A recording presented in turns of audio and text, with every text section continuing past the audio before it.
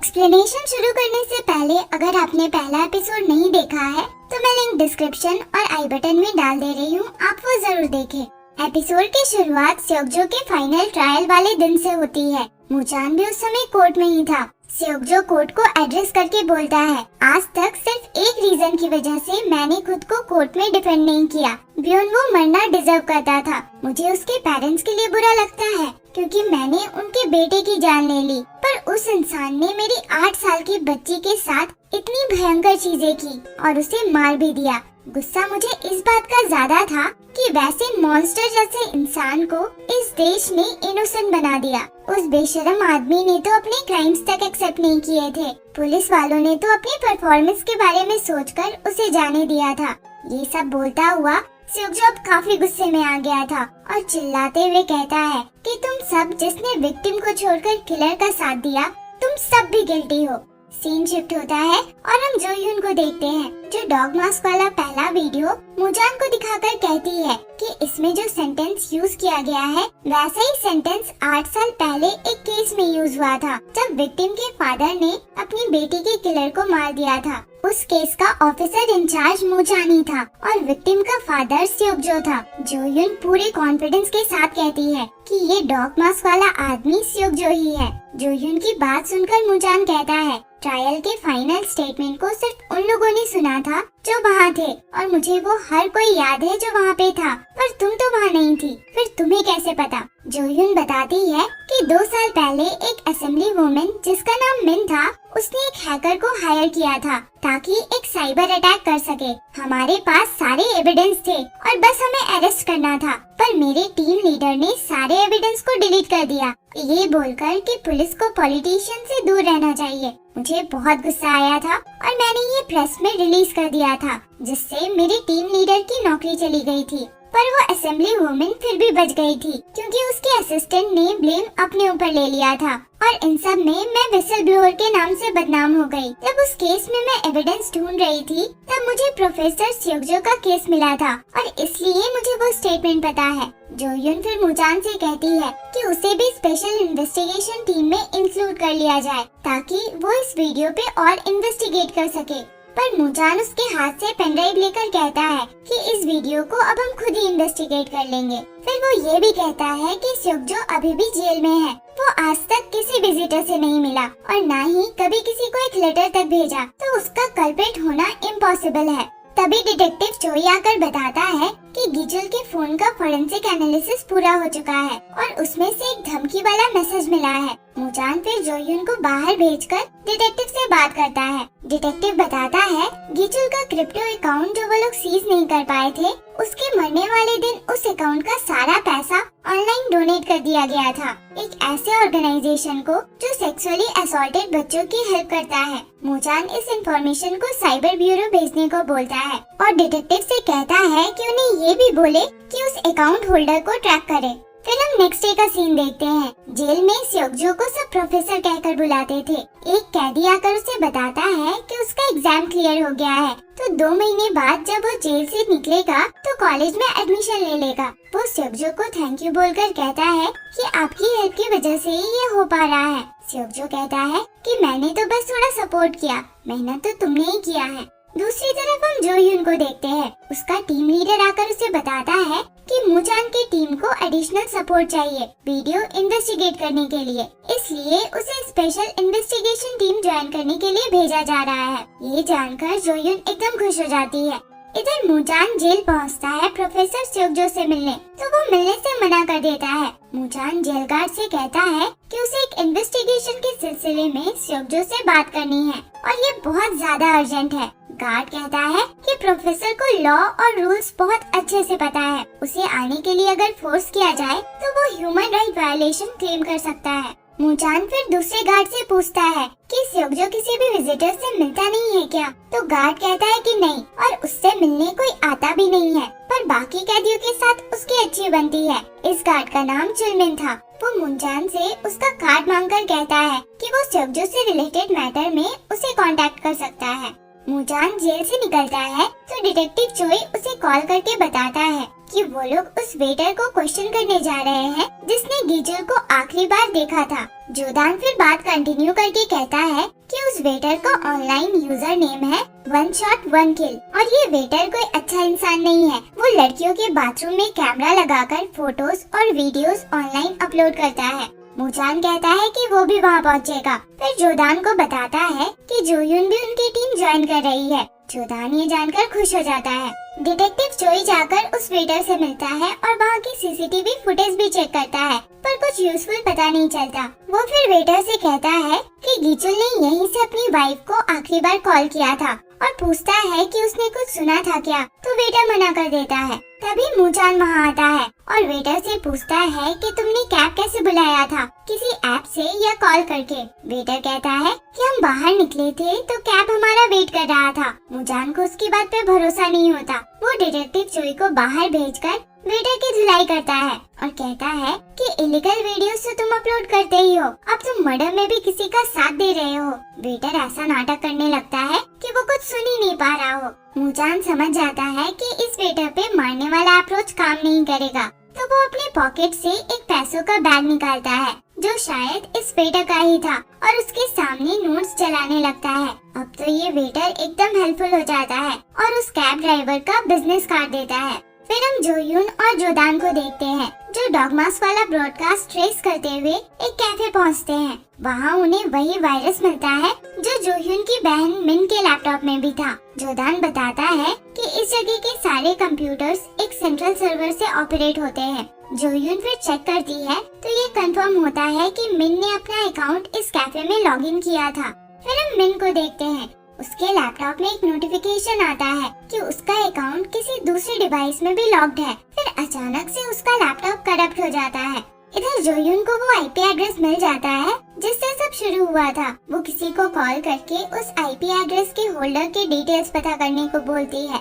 दूसरी तरफ Muzan detective चोई के साथ उस कैब ड्राइवर से मिलने पहुंचता है। ड्राइवर बताता है कि गीचुल ने सब्स्टिट्यूट ड्राइवर के लिए उसे कॉल किया था और उसने ही उसे ड्रॉप किया। फ्लैशबैक सीन में हम देखते हैं कि गीचुल को अपने कैब में बिठाने के बाद ड्राइवर ने वेटर को अपना कार्ड दिया था। ड्राइवर मुजान को बताता है कि जिस कार से उसने गीचुल को पिक किया था वो उसकी अपनी कार नहीं थी। उसे एक नंबर से मैसेज आया था जिसमें एक एड्रेस और कार का नंबर प्लेट था। उसने तो बस उस एड्रेस से कार लेकर गीचुल को पिक किया और फिर उसी एड्रेस पे उसे ड्रॉप भी कर दिया था। मुजान कार की प्लेट नंबर से पता लगाता है तो वो कार एक जंकयार्ड में था। मुजान जब तक वहाँ पहुँचता उस कार को क्रश किया जा चुका था, तो अब वो किसी काम का नहीं था।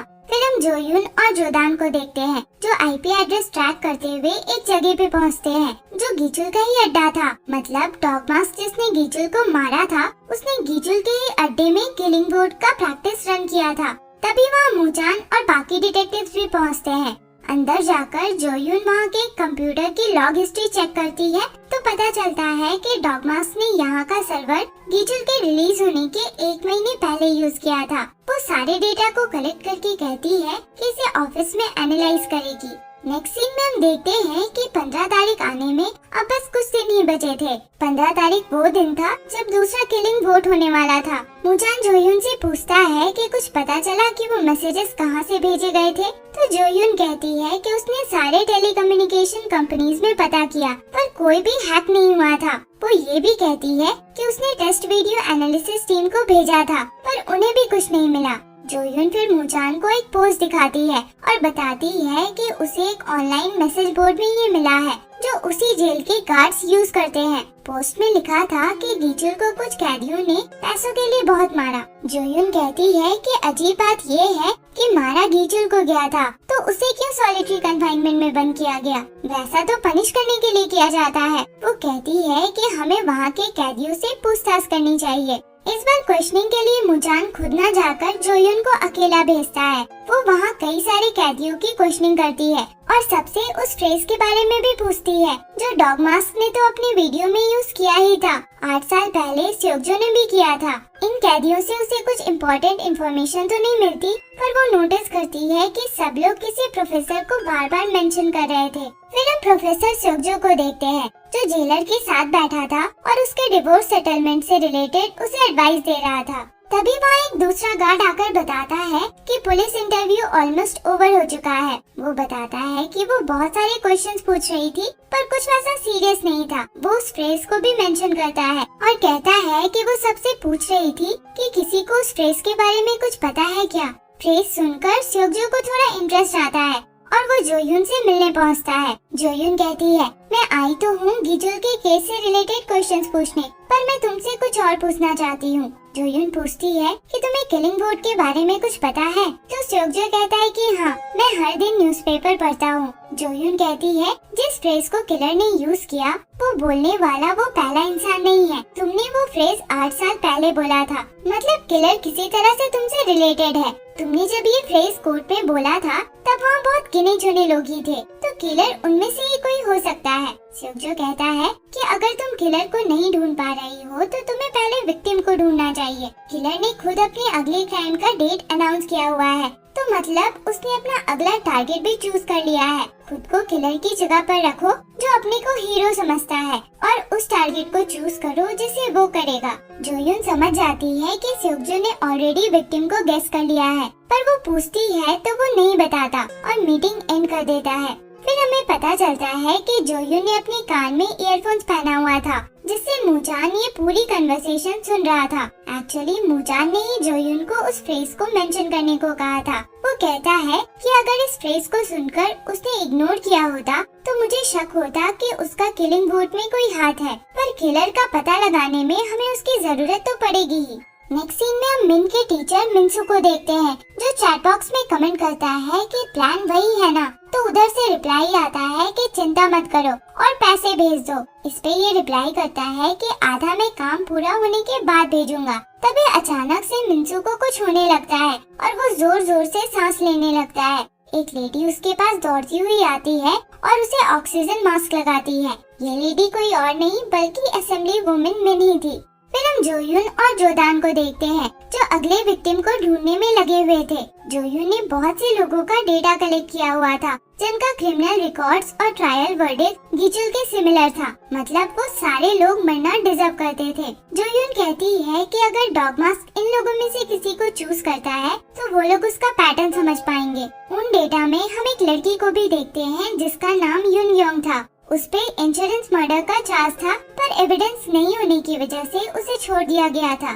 सीन शिफ्ट होता है और हम युनग्युम को देखते हैं, जो अपने हस्बैंड के लिए खाना बना रही थी और ऊपर से वो उसमें कुछ मिला देती है। फिर वो अपने हस्बैंड के बच्चों को लेकर बाहर निकलती है, जो काफी डरे हुए से लग रहे थे। सिग्नल के पास वेट करते हुए वो जानबूझकर उन बच्चों को एक गाड़ी के आगे धक्का दे देती है और फिर गाड़ी वाले से लड़ने लगती है कि तुम कैसा ड्राइव करते हो, मेरे बच्चों को तो आज तुमने मार ही दिया था। फिर हम देखते हैं कि युनग्युम बच्चों को एक गली में ले जाकर उन्हें डरा धमका रही थी। वो उन्हें मारने भी वाली थी, पर तभी कोई वहाँ पहुंचकर उसके सिर पर काला कपड़ा डालकर उसे किडनैप कर ले जाता है। दूसरी तरफ हम पुलिस स्टेशन का सीन देखते हैं। आज किलिंग बोर्ड वाला दिन था, जिसकी वजह से सभी पुलिस वाले फुल अलर्ट में थे। साइबर टीम को सारे टेलीकम्युनिकेशन कंपनीज का कॉपरेशन था, ताकि जैसे ही किलिंग बोर्ड का मैसेज सर्कुलेट हो वो लोग को उसका नंबर मिल जाए और नंबर से वो लोग उसका लोकेशन ट्रैक कर सके। फिर जैसे ही 10 बजता है, हर किसी के फोन में किलिंग बोर्ड का मैसेज आता है, जिसमें एक वीडियो था। वीडियो में डॉग मास्क वाला आदमी सबको युनग्युम की फोटो दिखाता है, जिसपे आज वोट होना था। युनग्युम के बारे में वो बताता है कि जब वो अपने हस्बैंड के साथ ट्रिप पे थी तो उसके कार का एक्सीडेंट हो गया था। उसका हस्बैंड जो पैसेंजर सीट पे बैठा था उसकी डेथ हो गई और वो जो कार चला रही थी बच गई।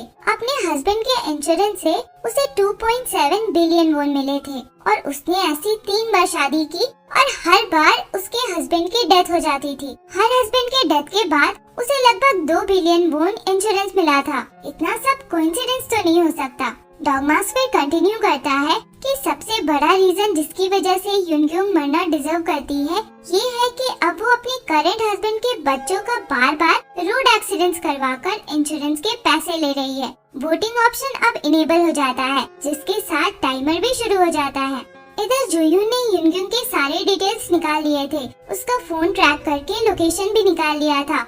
मूजान बाकी के कुछ पुलिस वालों के साथ उसी लोकेशन पे जाता है, पर वहाँ युनग्युम नहीं मिलती। वो लोग आसपास के सारे एरिया में ढूंढने लगते हैं और एक डिटेक्टिव को वो एक कार में रोती हुई मिलती है। डिटेक्टिव कार खोलने की कोशिश करता है तो वो रोक देती है और कहती है कि अगर कार थोड़ा भी मूव किया तो एक्सप्लोड कर जाएगा। मुजान आकर चेक करता है तो उसे पता चलता है कि बॉम्ब दरवाजे से लिंक नहीं है। तो वो दरवाजा खोलकर बॉम्ब की फोटो लेता है और उसे जोयुन को भेजता है। वो नोटिस करता है कि युनग्योंग का फोन बिजी है। वो जोयुन को कॉल करके कहता है कि शायद वो सब कुछ सुन रहा है। डिटेक्टिव चोई फिर मुजान को एक वीडियो भी दिखाता है जिसमें युनग्योंग ने अपने सारे क्राइम्स कन्फेस किए थे। जहाँ पे ये कार पार्क था वो एक रेसिडेंशियल एरिया था। तो मुजान जोयुन को इस एरिया के 10 मिनट के अंदर कोई खुली जगह ढूंढने को बोलता है ताकि एक्सप्लोजन होने पे डैमेज कम से कम हो। जोयुन को ध्यान आता है कि उस एरिया के पास उसकी बहन का स्कूल है जिसके ग्राउंड को अभी हाल में ही एक्सपैंड किया गया है। वो मुजान को बताती है तो वो कहता है कि वो वहाँ जाकर इवैक्यूएशन में हेल्प करे, जोदान उधर संभाल लेगा। मुजान फिर कार में युनग्योंग के साथ जाकर बैठता है और उसे ड्राइव करने को बोलता है। कार बहुत तेजी से स्कूल की तरफ बढ़ती है। जोयुन स्कूल पहुंचती है तो सारे स्टूडेंट्स इवैक्यूएट कर रहे थे। उनमें उसे मिन भी मिल जाती है। वो मिन को घर जाने को बोलकर खुद वहीं रुकती है। तब तक मुजान भी युनग्योंग के साथ स्कूल पहुंच गया था और कार को सीधे ग्राउंड में ले जाकर रोकता है। वो डिटेक्टिव चोई से कहता है कि किसी को भी कार के पास आने ना दे और खुद वो कार में ही रहने का डिसाइड करता है। टाइमर में अब 2 मिनट ही बचा था। मुजान कहता है मुझे पता है कि तुम मुझे सुन सकते हो। अगर ये सच में गिल्टी है तो हम इसे फिर से ट्रायल में डाल सकते हैं। तो दूसरी तरफ से हंसने की आवाज आती है। मुजान कहता है तुम्हें जस्टिस चाहिए ना, पर अगर आज मैं यहाँ इसके साथ मर गया तो वो कैसा जस्टिस होगा, और मैं इस कार से बाहर अकेला जाऊंगा नहीं, इसलिए बॉम्ब को रोको। उसी समय हम जोयुन को देखते हैं जो दौड़ती हुई कार की तरफ जा रही थी। अभी वो थोड़ी दूरी गई थी कि जोर का ब्लास्ट होता है और कार जलने लगता है। और इसी के साथ ये एपिसोड यहाँ खत्म होता है। आगे क्या हुआ इसके लिए मिलते हैं अगले वीडियो में। अगर एक्सप्लेनेशन पसंद आया हो तो लाइक, शेयर एंड सब्सक्राइब करें। Thank you for watching.